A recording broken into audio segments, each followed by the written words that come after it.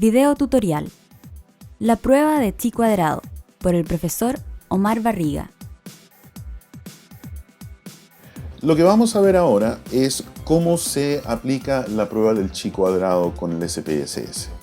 Lo que quiero hacer es esencialmente cruzar dos variables categóricas. Y dentro de la base de datos que tengo cargada, tengo una variable que es el sexo de la persona y otra variable que es su nivel de pobreza.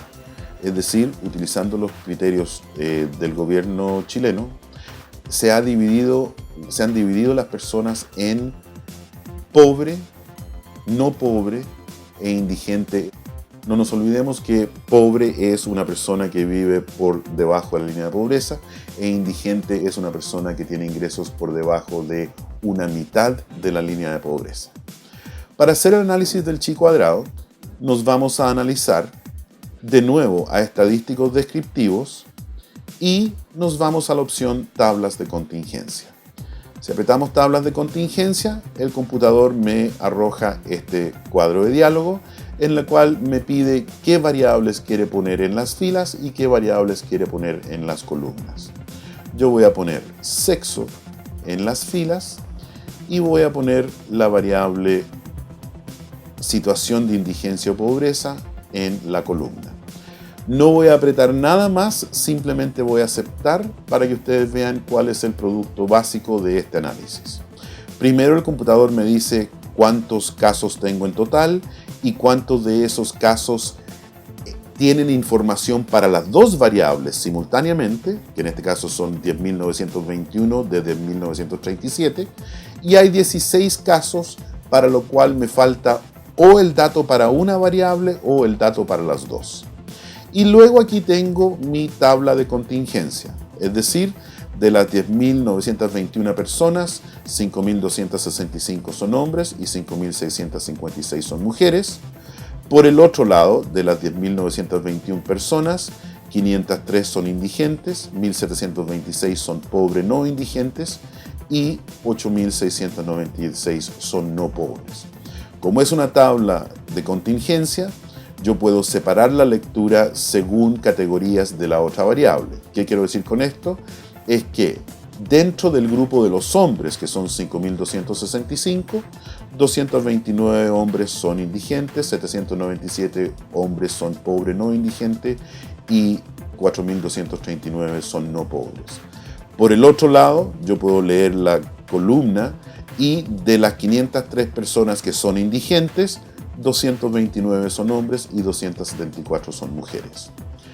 Ahora, yo puedo pedirle al computador que al momento de hacer esta tabla de contingencia, más allá de presentarme los datos observados, le puedo pedir, por ejemplo, que me presente los porcentajes en fila,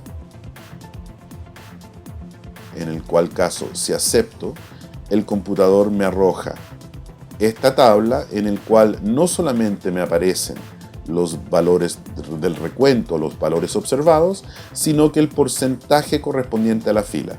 Del 100% de los hombres, 4,3 son indigentes, 15,1 son pobres no indigentes, 80,5 son no pobres.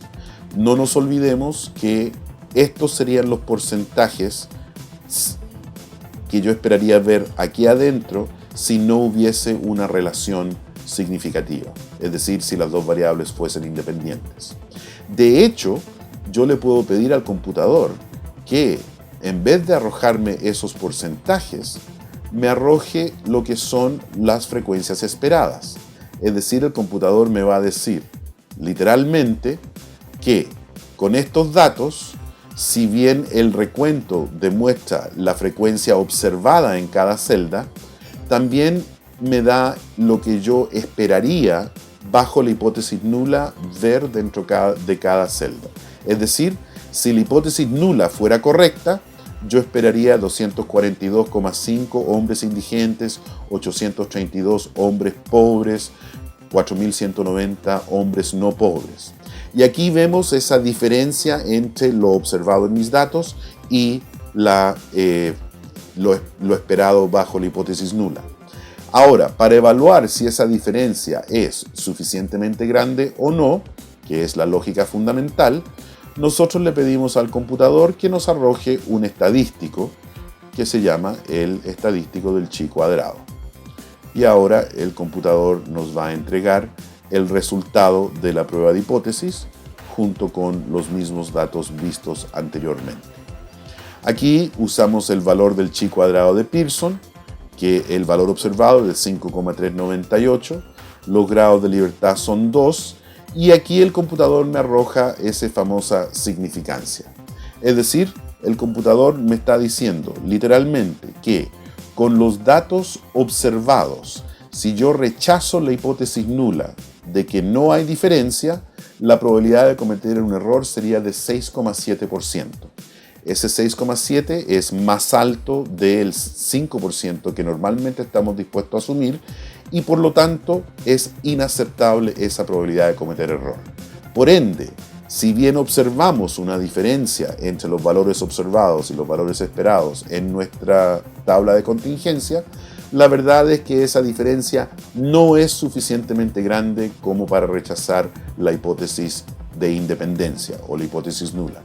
Por ende, con este resultado, yo no tengo evidencia para efectivamente descartar la hipótesis nula y por ende no puedo apoyar mi hipótesis de investigación de que existe una relación entre sexo y situación de indigencia o pobreza.